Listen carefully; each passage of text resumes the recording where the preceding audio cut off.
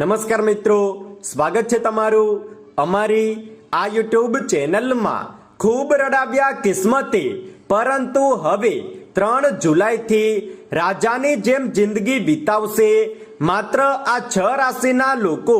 હા મિત્રો, તમારી જાણકારી માટે બતાવી દઈએ કે 3 જુલાઈ પછી માતા લક્ષ્મીજી કેટલીક રાશિના જાતકો પર ખૂબ જ વધારે પ્રસન્ન થવાના છે અને હવે આ રાશિઓને કુબેરનો ખજાનો પ્રાપ્ત થવાનો છે। હા મિત્રો, માતા લક્ષ્મીની કૃપાથી હવે આ રાશિના લોકોને પોતાના જીવનમાં એક નવી કામયાબીની પ્રાપ્તિ થશે। અને મિત્રો, તમે એ વાત તો જરૂર સાંભળી જ હશે કે દેને વાલા જબ ભી દેતા હે તો છપ્પર ફાડ કે હી દેતા હે। અને મિત્રો, આવું જ કંઈક થવા જઈ રહ્યું છે કેટલીક રાશિના લોકો સાથે। હા મિત્રો, તમને બતાવી દઈએ કે 3 જુલાઈ પછી દેવગુરુ બૃહસ્પતિનું રાશિ પરિવર્તન થવાનું છે અને આ રાશિ પરિવર્તનના કારણે ઘણા બધા મોટા મહાસંયોગ અને રાજયોગ તેમજ ધનયોગનું નિર્માણ થશે, જેના કારણે કેટલીક રાશિવાળા લોકો પર આનો સકારાત્મક અને ઊંડો પ્રભાવ જોવા મળશે અને આ રાશિઓને માતા લક્ષ્મીની કૃપાથી અપાર ધનની પ્રાપ્તિ થશે। મિત્રો, 3 જુલાઈએ થનારું દેવગુરુ બૃહસ્પતિનું રાશિ પરિવર્તન આ રાશિના લોકો માટે જીવનમાં એક નવી ખુશખબરી લઈને આવશે।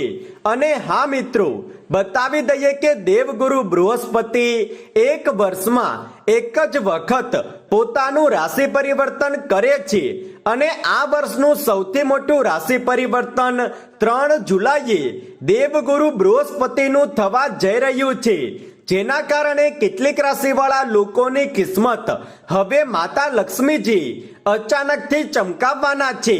મિત્રો, તમારી જાણકારી માટે બતાવી દઈએ કે માતા લક્ષ્મી એ ખૂબ જ જલ્દી પ્રસન્ન થનારી દેવી છે અને પોતાના ભક્તો પર હંમેશા પોતાની કૃપા દ્રષ્ટિ બનાવી રાખે છે।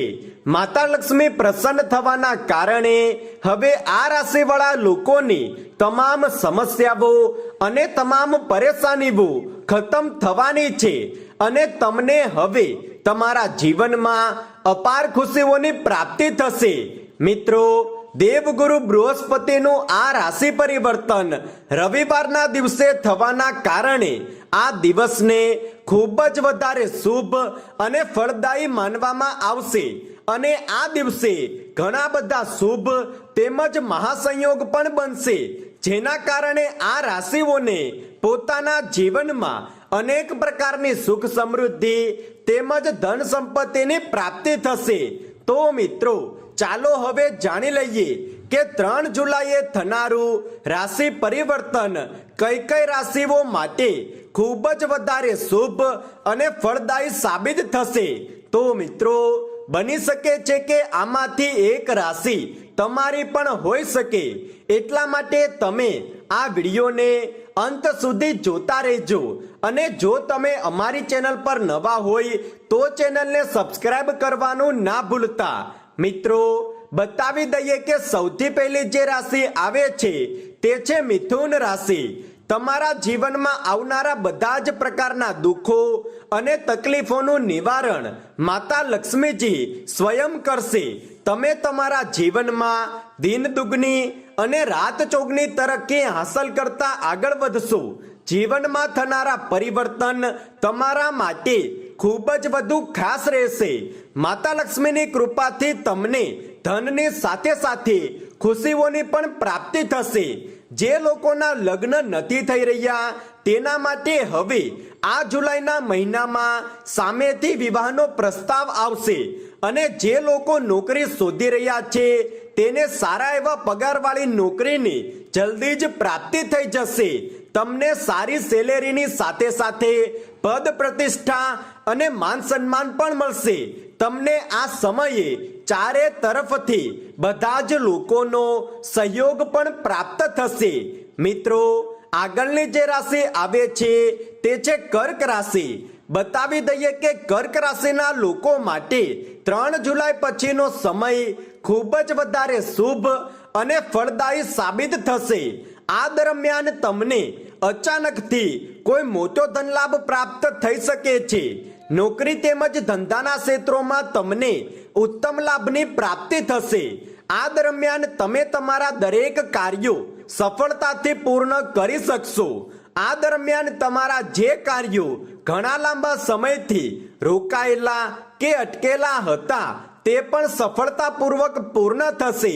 આ દરમિયાન તમારા દ્વારા લીધેલો કોઈ પણ નિર્ણય તમારા માટે ખૂબ જ વધારે મહત્વપૂર્ણ અને લાભદાયી સાબિત થશે. કાર્યોના ક્ષેત્રોમાં તમને માન સન્માન તેમજ પ્રતિષ્ઠાની પ્રાપ્તિ થશે અને ઉચ્ચ અધિકારીઓ તમારા કામની પ્રશંસા કરશે. સાથે જ જો તમે કોઈ લોન માટે આવેદન આપ્યું હતું તો આ દરમિયાન તમારી લોન પણ મંજૂર થશે.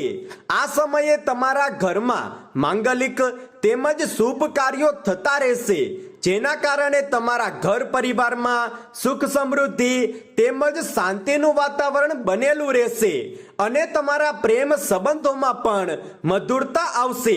હવે મિત્રો, આગળ જે રાશિ આવે છે તે છે મકર રાશિ. 3 જુલાઈ પછી મકર રાશિ વાળા લોકોના ઘરે માતા લક્ષ્મીનું આગમન થવાનું છે અને માતા લક્ષ્મીનું આગમન થતાં જ તમારી બગડેલી કિસ્મત હવે અચાનકથી ચમકી જશે અને દરેક ક્ષેત્રમાં તમને ભાગ્યનો સંપૂર્ણ સાથ મળશે, જેના કારણે તમે દરેક કાર્યોમાં સફળતા હાંસલ કરશો. આ સમય તમારા માટે ખૂબ જ વધારે કામયાબીથી ભરેલો રહેવાનો છે. આ દરમિયાન તમારો વ્યાપાર તેમજ વ્યવસાય ખૂબ જ ઝડપથી પ્રગતિ હાંસલ કરશે. સાથે જ સમાજમાં તમારી પ્રતિષ્ઠા પણ વધશે. નોકરીના ક્ષેત્ર સાથે જોડાયેલા લોકોને નોકરીમાં ઉચ્ચ પદ અને વેતન વધારાની પ્રાપ્તિ થશે. મિત્રો, આગળની રાશિ આવે છે કન્યા રાશિ.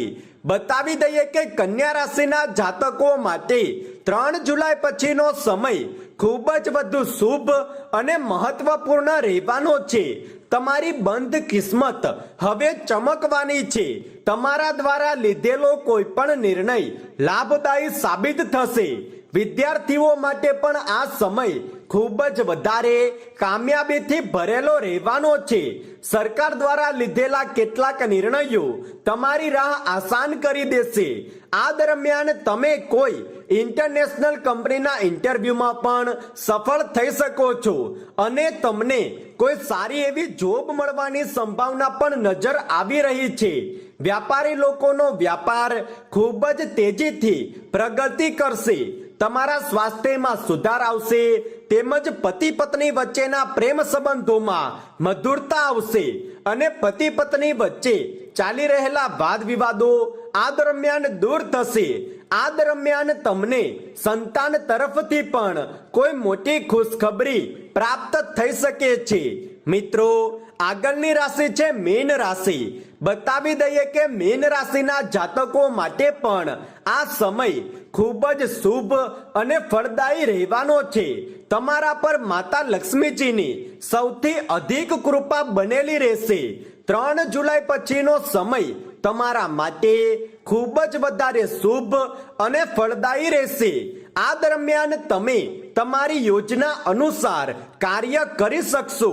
આ દરમિયાન જે લોકો નવો વ્યાપાર કે કોઈ નવું કાર્ય આરંભ કરવા માંગે છે તો તેના માટે આ સમય સૌથી વધુ શુભ છે. તમે શરૂ કરેલા કોઈ પણ કાર્યમાં તમને માતા લક્ષ્મીની કૃપાથી સફળતા અવશ્ય મળશે અને તમને ધન કમાવાના નવા સ્ત્રોતોની પ્રાપ્તિ થશે. તમારા જીવનમાં નિરંતર ધનનું આગમન થતું રહેશે અને તેના કારણે તમારા જીવનમાંથી પૈસાની તંગી હંમેશા માટે દૂર થઈ જશે. વાત કરીએ જો અમે ધન રાશિની, તો ધન રાશિના લોકો માટે આ રાશિ પરિવર્તન ખૂબ જ શુભ રહેશે, જેના કારણે તમને નોકરી અને વ્યાપારના ક્ષેત્રોમાં મોટો ધનલાભ પ્રાપ્ત થશે. સાથે જ કાર્યના સ્થળે તમને ઉચ્ચ અધિકારીઓનો સહયોગ મળશે. આ દરમિયાન તમે તમારી યોજના અનુસાર કાર્ય કરવામાં સફળ રહેશો અને તમારા દરેક કાર્યોને તમે સહેલાઈથી તેમજ ઝડપથી પૂર્ણ કરી શકશો.